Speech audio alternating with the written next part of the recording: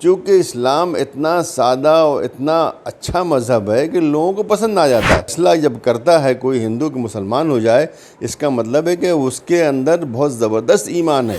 ऐसे ही ये मामला जो आजकल कन्वर्जन का चला हुआ है, ये सिर्फ इसलिए है ताकि ये इलेक्शन जीत सकें। अभी देखिए इलेक्शन हो जाएगा, भूल जाएंगे कि एक ख़ानदान जो है जिसके घर जो है जो तोड़े जा रहे हैं कि साहब ये अवैध है, मान ली क्या है, वो कह रहा है कि हम हिंदू हो जाएंगे। यानी एक जबर है, हुकूमत का जबर है, इंतज़ामिया जो एडमिनिस्ट्रेशन उसका जबर है, उसमें है। लेकिन मुसलमान के पास ऐसा कुछ भी नहीं है, ना उसके पास पैसा है, ना उसके पास जबर है, ना उसके पास पुलिस है, ना उसके पास जुडिशरी है, ना उसके पास वो सियासी ताकत है, पार्लियामेंट के अंदर नहीं है, असेंबली में नहीं है, कॉरपोरेशन तक में भी नहीं है। हाँ बिल्कुल दुरुस्त है। पहले उमर गौतम साहब और उनके साथ कई और लोगों को भी गिरफ़्तार किया गया है, तकरीबन 2 महीने पहले की तकरीबन बात है। और अब मौलाना मोहम्मद कलीम सिद्दीकी साहब, इनको गिरफ़्तार किया गया। उनके साथ भी चंद लोगों और गिरफ़्तार किया गया है। देखिए इन सब पर इल्ज़ाम यह है कि इनको लोगों को जबरिया मज़हब की तब्दीली कराते थे, उनको पैसे देते थे, बाहर से पैसे ले आते थे। तो मैं समझता हूँ ये सब जो है झूठा इल्ज़ाम है, इसकी कोई भी हकीकत नहीं है। देखिए हमारे मुल्क एक कॉन्स्टिट्यूशन से चलता है, किसी की राय से, किसी के ख्याल से नहीं चलता है। कॉन्स्टिट्यूशन सबके लिए है, चाहे वो हाकिम हो, चाहे वो महकूम हो, छोटा हो बड़ा हो, सबके लिए। कॉन्स्टिट्यूशन जो है उसमें आर्टिकल नंबर 25 में ये लिखा हुआ है कि हर हिंदुस्तानी शहरी को किसी भी मज़हब को मानने का हक़ है और उसको प्रचार करने का भी हक़ है, उस पर अमल करने का हक़ है, और इसी तरह ये भी हक़ है किसी मज़हब को भी न भी माने।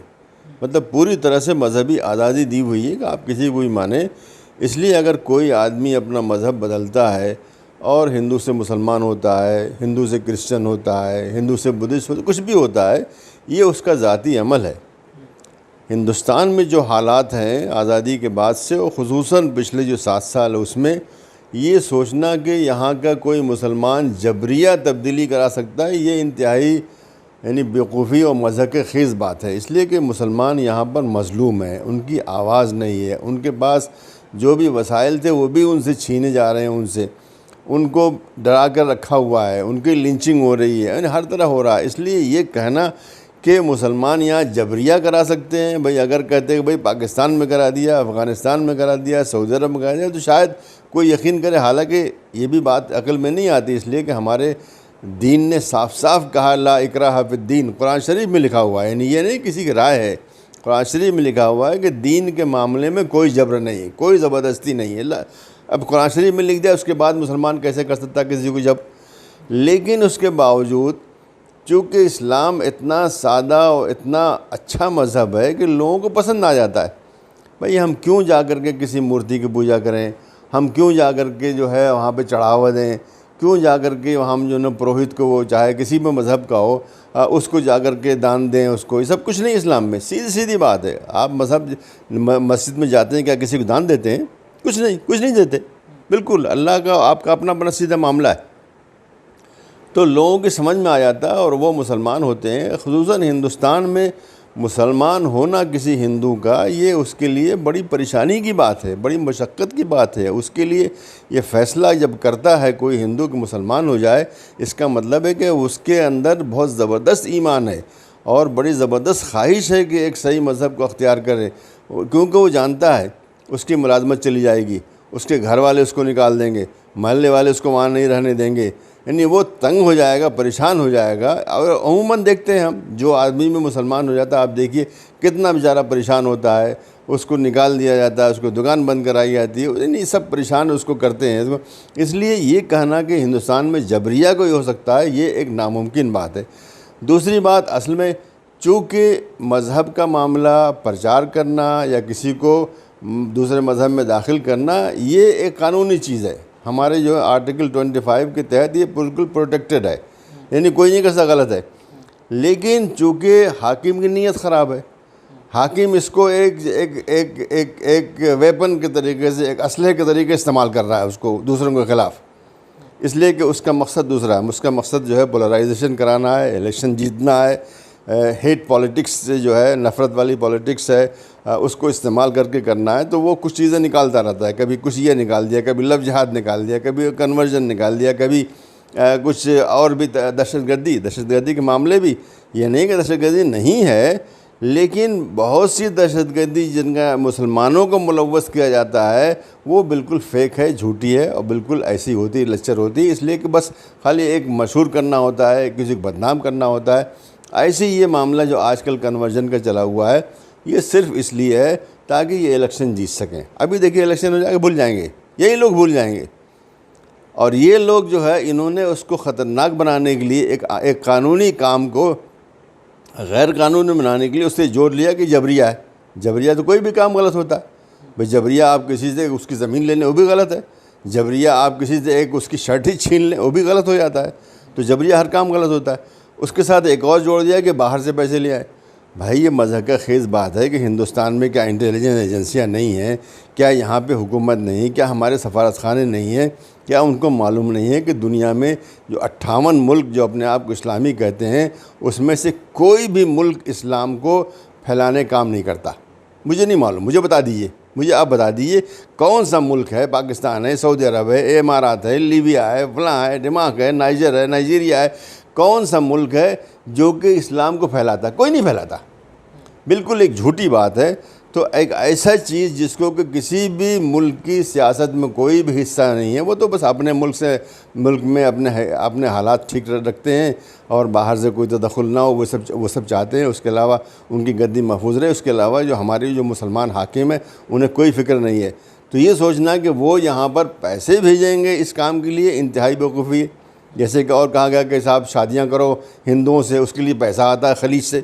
इंतहाई बेवकूफ़ी की बात है भाई, ये तो होता रहता है। जब हमारी मुसलमान बेटी उनके घर जाती है तब नहीं कहते कि वहाँ पे जो है ना कोई साजिश है। हमारा मुसलमान जब हिंदू हो जाता है, ये होता रहता है, ये आप खबर पढ़ते रहिए।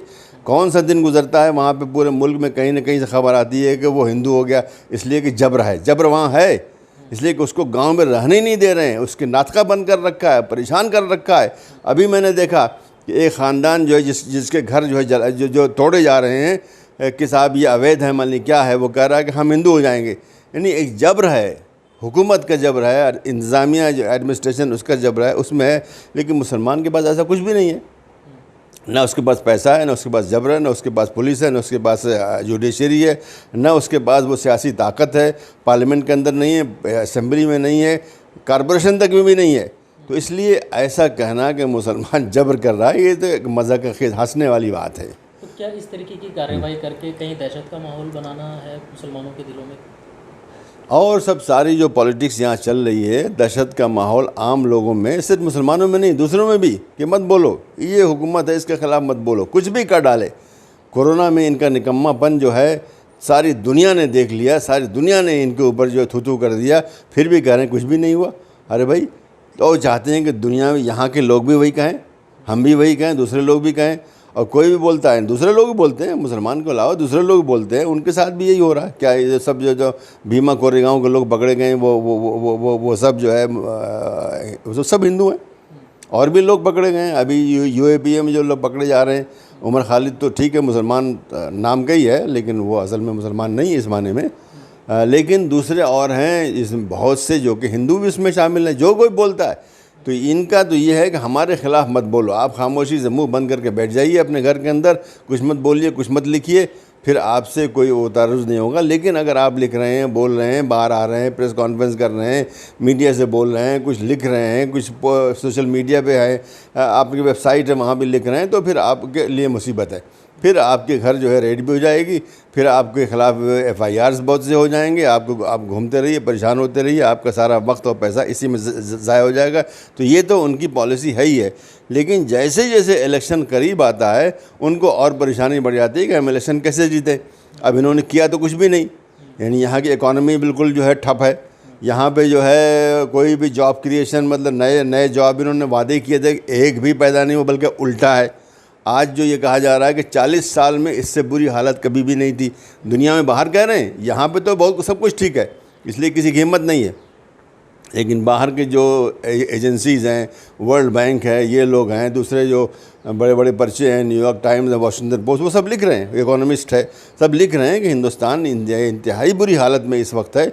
लेकिन हुकूमत जो है इश्तिहार छाप करके 4 पेज के 2 पेज के अखबारात को खुश कर रही है और कह रही नहीं सब कुछ ठीक है। तो ठीक नहीं है, और जो उसके ख़िलाफ़ बोलता है वो मदून हो जाता है। तो ये तो एक बिलुमुम है। लेकिन इनको इस वक्त जो है इनको इलेक्शन जीतना है, इलेक्शन से पहले ये चीज़ें और बढ़ जाती हैं। मतलब अभी भी देखिए, अभी इलेक्शन आने वाला है, 2-3 महीने के बाद अब बहुत ज़्यादा सरगर्मी शुरू हो जाएगी, तो आप देखिएगा और बढ़ जाएगा, और गिरफ्तारी होगी, और कुछ होगा, ये सब चीज़ें, तो ताकि लोग खामोश रहें और खामोशी इनको वोट दे दें।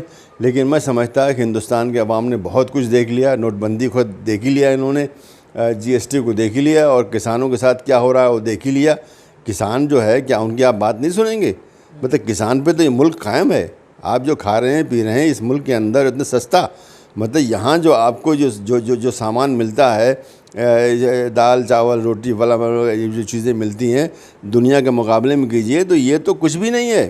यानी 10% भी होगा दाम होगा यहाँ पर जो जो जो जो जो जिस दाम पे हमको मिल रहा है। किस वजह से मिल रहा है? किसान दे रहा है बेचारा, बहुत ही कम दाम पे दे रहा है। बीच में बचौली उचौली है वो अलग बात है, लेकिन बहुत ही कम दाम में दे रहा है। उसको हक नहीं मिलता। उसको शुगर फैक्ट्रीज़ में उसके जो है ना हज़ारों करोड़ रुपए के पैसे हर वक्त अटके रहते, नहीं देते उनको। और वो खड़ा हुआ 1 साल से जो है सड़क पे आगे खड़ा हुआ, उसकी बात नहीं सुनी जा रही है। तो ये हुकूमत सुनती उनती नहीं है, बस खाली इश्तिहार दे करके चाहती है। उत्तर प्रदेश में एक बड़े महंत की हत्या या आत्महत्या कर दी जाती है, इसको किस तरीके से देखते हैं? देखिए, ये इनकी आपस की कोई लड़ाइयाँ हैं, लेकिन उसमें जो हमारे लिए अजीब गरीब बात यह है कि इस पर कोई हंगामा नहीं हो रहा है। देखिए, इतनी बड़ी बात हो गई है, मामूली आदमी नहीं है वो आदमी जो है, जो कि उनकी जो हिंदुत्व जो प्रोजेक्ट है उसमें बहुत ही अहम आदमी था। और जो अखाड़ा परिषद है उसकी जो प्रॉपर्टीज़ है, कहा जा रहा है कि अरबों खरबों में है, मतलब मामूली चीज़ नहीं थी वो। उसका कत्ल होता है खामोश, बिल्कुल खामोश रहो, इसलिए कि लग रहा है कि अंदर ही, जैसे कि इल्ज़ाम लगाया जा रहा है कि जो उसका जो शागिर्द था उसी ने कत्ल कर दिया। अब देखिए, अडानी के पोर्ट के अंदर इतना बड़ा कांड हुआ है कि 3000 किलो जो है हेरोइन जो है नारकोटिक्स मतलब आई है ये अफ़गानिस्तान से, और वहाँ से जा रही थी, पास हो गई होती। वो तो किसी, मैं समझता हूँ बहुत ही अच्छा कोई पुलिस ऑफिसर वगैरह रहा होगा जिसने पकड़ लिया, वरना वो पास हो जाती वहाँ से। इस पर कोई बात नहीं हो रही है। मतलब ये इतना ज़्यादा है, अभी मैं और देख रहा था कि इतना ज़्यादा है कि इस मुल्क में पूरे साल में जो खपत होती है वो उतनी थी, वो उस पर कोई हंगामा नहीं हो रहा है। ये सारे गोदी मीडिया वाले खामोश बैठे हुए हैं, जैसे इनको सांप सूंघ गया है। अरे भाई, इस पर भी बोलो कि अडानी के पोर्ट में ये क्या हो रहा था, और उसके बाद हम ये भी सोच सकते हैं और कुछ क्या गुजर चुका होगा वहाँ से, क्या कुछ जा चुका होगा। इसलिए कि हर कंटेनर को नहीं देखा जाता, रोज़ाना वहाँ हज़ारों कंटेनर आ रहे हैं, हर कंटेनर थोड़ी खोला जाता है। वो तो चंद इत्तेफाक से खोल देते हैं, वो भाई ये देखो वो देखो। और कोई आदमी वहाँ पे ऐसा फर्शनास रहा होगा, ऑनेस्ट ऑफिसर रहा होगा, जिसने कि देख लिया, पकड़ लिया उसको, वरना उसको भी दे देते 2-3 करोड़ तू भी ले ले, खामोश। लेकिन खामोश नहीं हुआ वो, तो उस पर कोई बात नहीं हो रही है। अखाड़ा वाले पे कोई बात नहीं हो रही है। अब कोरोना में इतनी निकम्मापन इनका, दुनिया में सबसे ज़्यादा यहाँ पे शदीद लॉकडाउन हुआ था, लेकिन सबसे ज़्यादा शदीद मौतें, शदीद यहाँ पे नाकामी जो है पूरी गवर्नमेंट की, पूरे अस्पतालों की, सबकी जगह। फिर अस्पतालों ने कितना लोगों को लूटा है, कुछ भी बात नहीं हो रही है। अभी मैंने पढ़ा कि एक आदमी से जो है, जिसको कोरोना में गया हुआ था, उसके तो तकरीबन 1.5 करोड़ रुपये मांग रहे हैं। अरे भाई, किस बात का मांग रहे हो? हैं? किसी बात नहीं होती इस वजह, इसलिए कि जहाँ पर हुकूमत का या मालदार लोगों का काम आ जाता, वहाँ पे इस गोदी मीडिया खामोशी हो जाती। लेकिन बेचारा कोई गरीब जो है, कोई फ़कीर मुसलमान जो है, उसका कोई मसला आ जाए, मौलवी कलीम सिद्दीकी साहब बड़े अच्छे आदमी हैं, मैं उनको जानता हूँ। मैं आज से नहीं, मैं 30 साल से उनको जानता हूँ। बहुत ही उम्दा शरीफ इंसान है, महज़्ज़ब इंसान है, और बड़े अच्छे आलिम दीन है। एक मदरसा भी अच्छा चलाते हैं, और उनको एक शौक़ है कि अल्लाह का पैगाम दूसरों तक पहुँचाएँ, और वो जानते हैं और हम भी जानते हैं कि ये कानूनी चीज़ है। तो ऐसे लोगों को तंग करना, इन लोगों के बारे में सुबह से शाम तक बैठ कर के गोदी मीडिया बोलता रहेगा, लेकिन जो असली मसाइल हैं, बड़े मसाइल हैं, उसके बारे में वो खामोश रहती है। इसलिए कि इनकी हुकूमत की और जो आज हाकिम हैं उनकी पॉलिसी के मुताबिक जो है कीचड़ उछालना है तो इन लोगों को उछाड़ो, इससे हमको वोट मिल जाएगा।